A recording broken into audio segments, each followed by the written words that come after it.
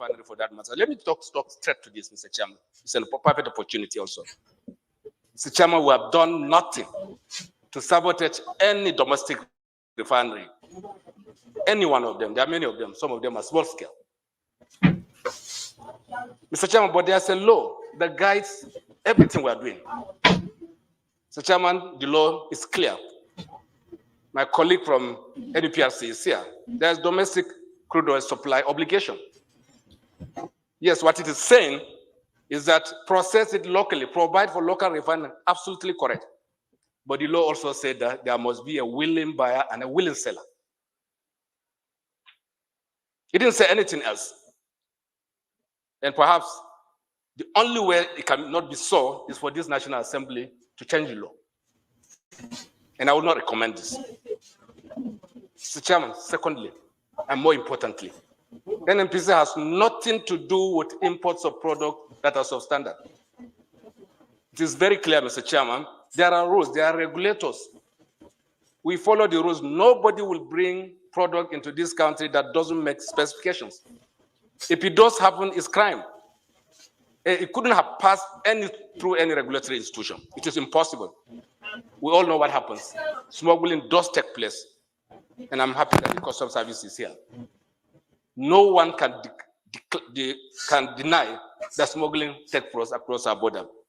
But for PMS and every other commodity that you can think of, this is real. Mr. Chairman, when the details come, we will tell you what we know.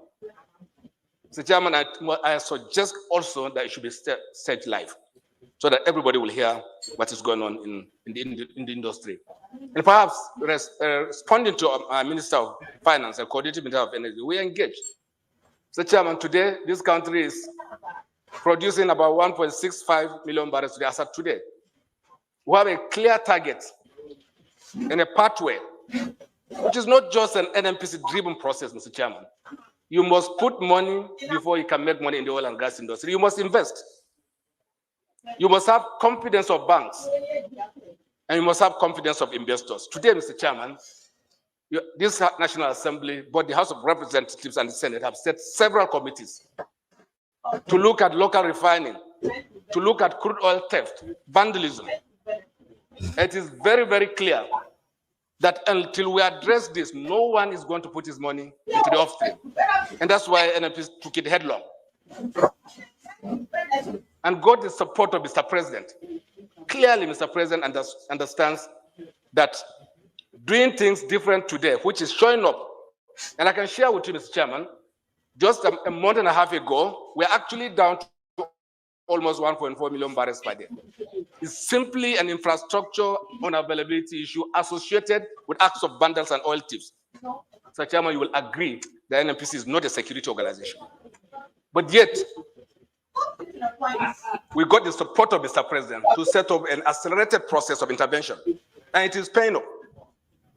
You have to restore that confidence before you can talk about growth. Let me share something with you, Mr. Chairman.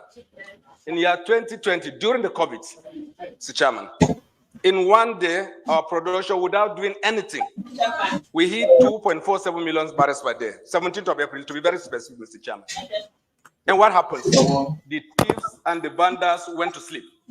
Because there's nowhere to take you to. The market went to sleep. And we now know that without doing anything, we have such capacity. But you can't achieve this until you are able to arrest the situation that is on ground. And I'm happy that this investigation will also bring back part of the reports, I'm sure, of previous Senate committee reports that we have seen, Mr. Chairman. And at the right time, we'll give you all the details. We'll take you through it. You will see the challenges that we are dealing with. That's not about NNPC Limited. It is beyond NNPC. But we also need your help. And I can assure you, Mr. Chairman, we will cooperate with you, with this committee, and the inclusion of this House of Representatives, so that we'll address fundamental issues in the industry that are still hanging, that may not even be within the remit of any one institution that is invited for this gathering, Mr. Chairman. It needs a collective response, Mr. Chairman. And I assure you, Mr. Chairman, the NNPC Limited and our board of directors and our shareholders are faithful, loyal to this country. We do not lie to this country. And we do nothing to sabotage the economic interests of this country. As a matter of fact, NNPC is the economic interest of this country. And we understand this very, very perfectly. Just by the provisions of the law, and also, and I can share this with you, for me and my colleagues in the NNPC, even by conviction of faith, Mr. Chairman, we will do nothing. We believe there's eternal accountability, Mr. Chairman. Even if you don't unravel what is happening, we know that God knows. And that God will hold us accountable. And we're after no one. We are persecuting nobody. We are not criminals. We are not thieves.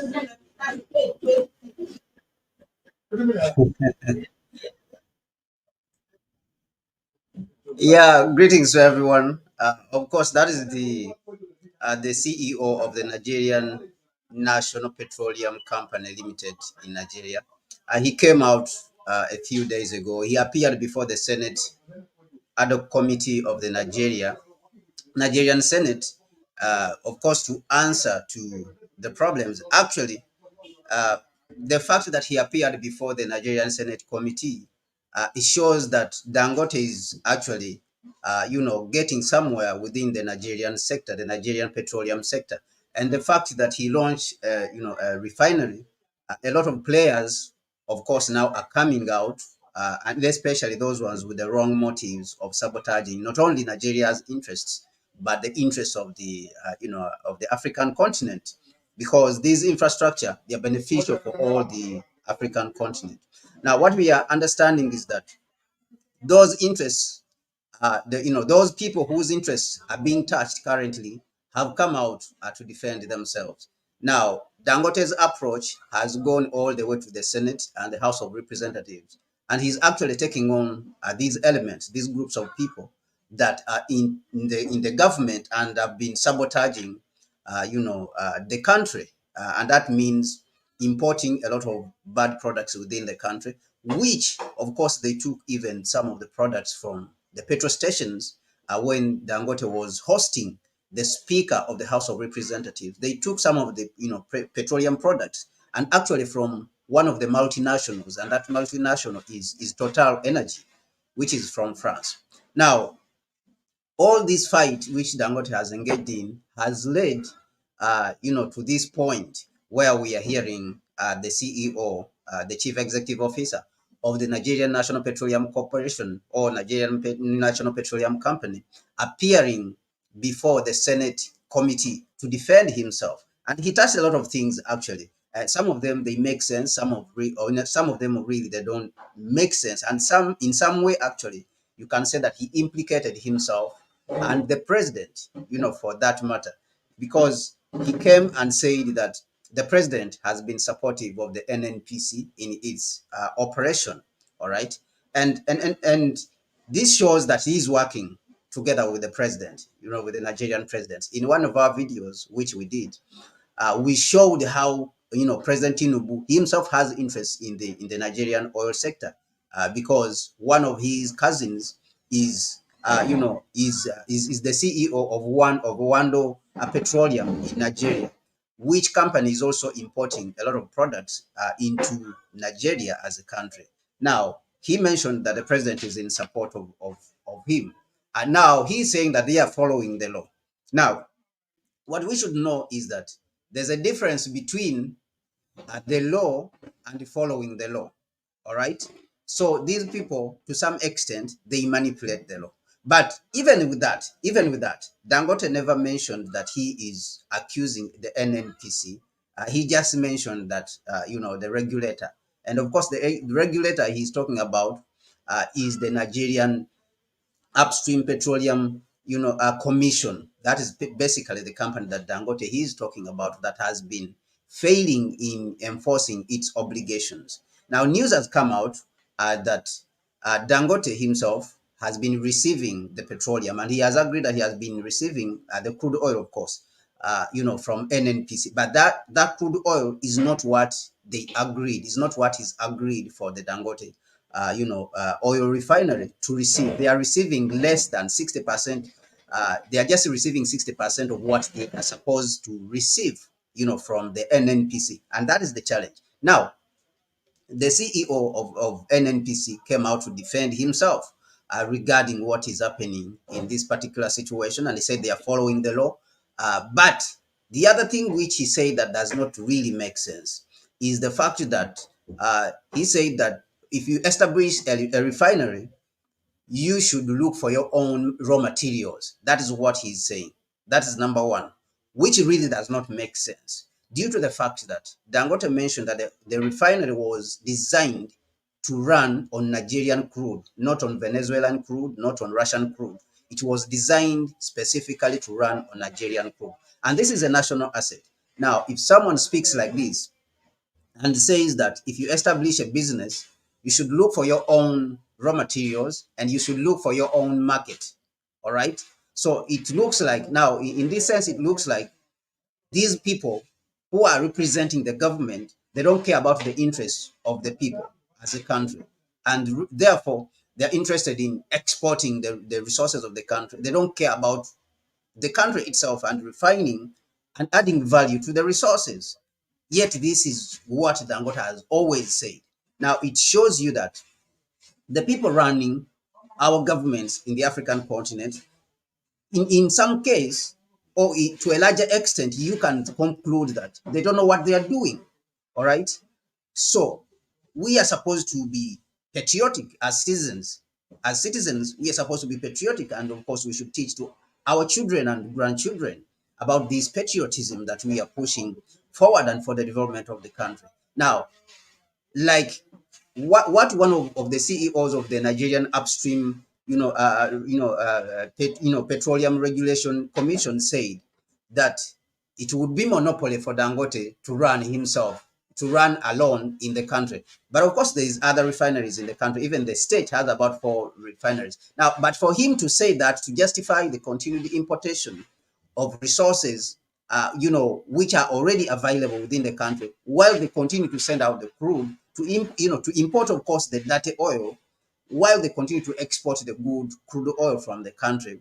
It shows you a group of people who do not understand what patriotism is, and people who do not have correct judgment, all right, when it regards, the development of the country, that they are rather looking out for their own interests. And, of course, the international oil companies, which Dangote mentioned. And of course, this becomes very unfortunate. So in this defense of himself, the CEO of NNPC, which is the Nigerian National Petroleum Corporation or Company Limited, he mentioned all these things, which some of them make sense, some of them don't make sense, in line with building, a country and being patriotic, to the African continent that we want. We are talking about adding value, then it should be adding value. If an opportunity for adding value rises, then we should come up and support that opportunity.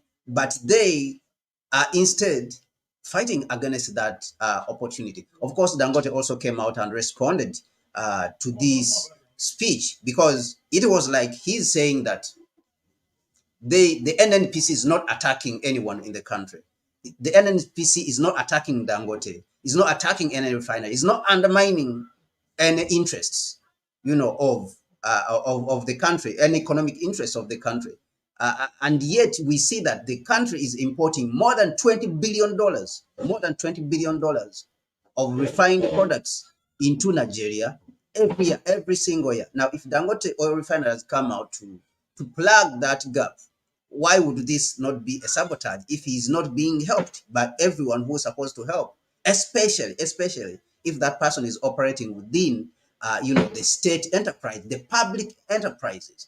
Because if you go on the streets in Nigeria and of course all over the West African region, everyone is excited. All the public is excited about the Dangote oil refinery. But why is it that the people who are directly running the institutions that are supposed to protect Dangote are sabotaging these interests and of course justifying it in one way or the other? So this is what of course Dangote is talking about.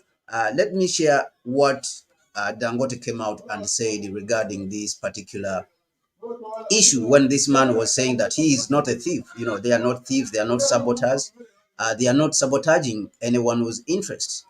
Let me say what Dangote said. let me come in here so that we can see what Dangote said. He came out, his company came out and issued, of course, a statement regarding this particular issue. And in it, of course, what Dangote said is that he is not attacking anyone, but rather he is saying that they should implement the law, because they are saying that they are enforcing the law. So they should go ahead and implement the law, which they are claiming that they are following. Let me share it here so that we can all be able to see it, of course. Now, all right, so let me look at it here. Let me look at the window. Where is Dangote? All right, he's here. All right, Dangote is here now. We're gonna share him and what he said regarding this situation. Okay. H.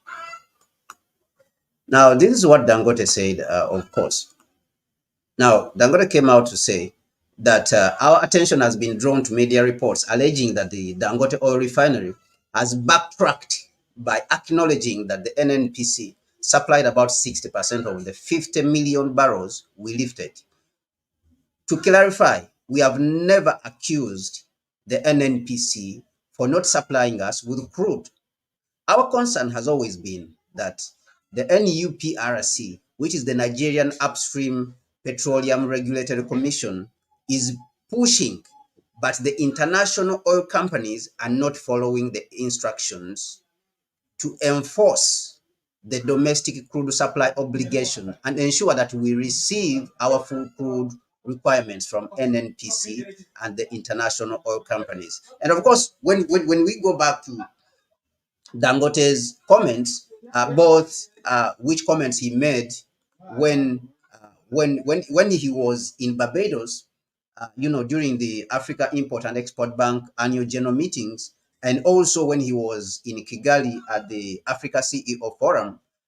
This is the same thing. He said that there is mafias within the continent, and of course within Nigeria, and also the international oil companies. He mentioned this clearly.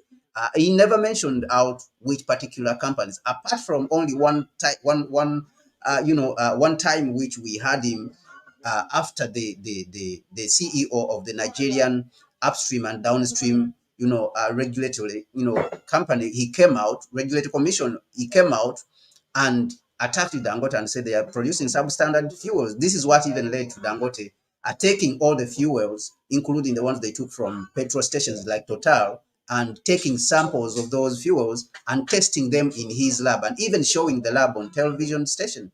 And the lab is hugely equipped. Now, he asked, where is the regulator's laboratory? And they have never shown that laboratory which the regulator is using. And of course, we see that the CEO of the CEO of NNPC also came out to say that the fuels they are bringing into the country are clean. That is what he said, and it is therefore the people who are smuggling the fuels into the country that are bringing dirty fuels. But remember, we said that the fuel which Dangote tested, it came from Total. Total is a multinational company. So this then is somehow opposite to what this man is saying, because he's saying that they are bringing in good fuel from outside, but the smugglers are the ones who are bringing in. So should we say and conclude that Total petrol station, which is a multinational from France, a huge multinational worth billions, more than $180 billion. I think it is up to even, its market capitalization is up to $200 billion. Should we say that Total is one of those who are bringing the dirty fuels into Nigeria? So this is where it becomes really difficult to believe him. And of course, he's claiming that it's the people who are stealing the crude fuel. So if he says that it's the citizens of the country who are stealing the crude oil, also this doesn't really hold up. All right, it doesn't really hold up to a certain extent. If they are stealing, then it is the people who are in the government themselves. So this is where also his defense, in some way becomes, of course, questionable and unbelievable. And of course, it is ridiculous. Now let us go back to Dangote and see what he's saying. What Dangote is saying for September. Actually, he gave even more light to what is happening. He said in September our requirement is 15 cargoes, for example. All right, of which the NNPC has allocated 6. So if it has allocated 6 now, it means that it is remaining 9 cargoes, right? They need 15 cargoes. The NNPC has supplied only 6 cargoes. So what he's saying that is that despite us appealing to the Nigerian Upstream Petroleum Regulatory Commission, for their intervention, and their intervention, we have been unable to secure the remaining cargoes. When we approached the international oil companies producing in Nigeria, they redirected us to their international trading arms or responded that their cargoes were committed. Now, this is the problem that is happening here in Nigeria. This is the problem that is happening in Nigeria. What is happening is this, that Dangote is trying to point out. The country has shown within the law that the local refiners should first be satisfied before selling, all right, before selling the crude oil to outside countries. This is what Dangote is saying. But when Dangote wants to take the oil that he's supposed to take, the crude oil that he's supposed to take, the Nigerian National Petroleum Company, and the Nigerian Upstream Petroleum Regulatory Commission, they say that they are implementing that process. Okay, but Dangote is not receiving the crude oil he needs. This is what we are reading from what Dangote is saying. Now, these two organizations, which are owned by the government, are supposed to force the international oil companies, which is the IOCs. They are supposed to force them to give the crude oil to Dangote. But these international oil companies like Shell, ExxonMobil, and ExxonMobil, Shell, and we have we have ExxonMobil, we have Shell, we have Chevron. All of them are operating in Nigeria. They are not respecting the government. That is what it looks like. Now, what Dangote is saying, that the government must force these companies to give the oil. And therefore, this is what Dangote meant when he said that the mafias inside are collaborating with the so-called international oil companies. Because these international oil companies, they have almost conquered the Nigerian government. They have taken over the Nigerian government. They do whatever they want within the country. Okay, so this is what is really disturbing the oil company. And of course, this has to do with the neocolonialism. Because remember that these oil companies, these huge oil companies like Chevron, which are worth more than $300 billion, ExxonMobil, more than $200 billion, and Shell, of course, more than $200 billion. All of them, they are huge corporations which are not a joke. They have the backing of the countries where they come from. And that is the trick now. That is the problem, and that is the challenge. So you have to have a very strong government. You have to have an extremely strong government in a country for you to force these corporations, to follow the law, to give up the oil. Okay, and this is what actually even some of the people in Nigeria are not understanding, that we have a problem of neocolonialism here, which neocolonialism has taken over the most important resource in the country and has made or has bought out the government, which represents the people, which is elected by the people, to the point that the government, which represents the people, has become impotent. It cannot act. The government is now impotent, that it cannot act on the interest, on the interest of its own people, due to the fear it has, of these governments, of these companies, or the governments where these companies come from. Because the two companies which have, these companies which have been exploiting Nigeria hugely, for example, Chevron and ExxonMobil, they come from very powerful countries. They come from the United States. All right. Now you have Shell. It comes from Britain and Dutch. Of course, there's a Dutch arm there. That's why it's called Royal Dutch Shell. These are hugely powerful countries and imperialistic countries, of course, they are colonial countries. Now, they have almost taken over the Nigerian government, and the interests of the people have been pushed on the side. And this is what we are now experiencing in Nigeria. So Dangote will have to put up a very strong fight. But for now, of course, he's succeeding. We can see that he's succeeding, that, a lot of, attention now has been drawn to the Nigerian petroleum industry, even from outside of Nigeria, across the continent. Everyone now is paying attention to the Nigerian petroleum industry and the government. And the government, of course, because the government has become impotent, that it cannot, protect the interests of the African people in Nigeria. So this is what we are seeing. And of course, the CEO of the Nigerian National Petroleum Company Limited comes out to defend himself, of course, in all kinds of ways. He comes out to defend himself. He says that the problem is bigger than him. But of course, again, he comes up with some illogicalities, some illogical allegations, which he says that it is the people, is the citizens who are sabotaging the infrastructure. So if the country has a military, it has laws, the country should be able to protect its own infrastructure. This is what, what I believe. But what do you think? What do you think is the problem with the Nigerian, petroleum industry? And of course, Nigeria as a country itself. And if Nigeria has been taken over by neo-colonial forces, what do you think we should do as Africans to help the Nigerian people? Please put that in the comment section. Put your suggestions in the comment section. I will respond to these myself. We have been responding to every comment together with Mahlet. So put your suggestions. What do you think that we should do to help the Nigerian people in the challenges that they are facing through? And of course, we have seen the demonstrations ongoing right now, which all, are about this situation, the fact that there's bad governance. But what we don't know, or what many people don't know, that even this bad governance is being enabled from outside, is being enabled from countries like the United States, is being enabled by these corporations which do not allow the existing government in those countries, in these countries which have been colonized, who have been taken over. We can only say that we are living in colonies because our resources have been taken over. Now, these neo-colonial corporations are not allowing the colonial countries, which they, the colonized countries in which they are, to take care of their own people, because they have the backing of their colonial countries like the United States and of course the European countries where they come from. So this is a challenge. How do we attend to these challenges?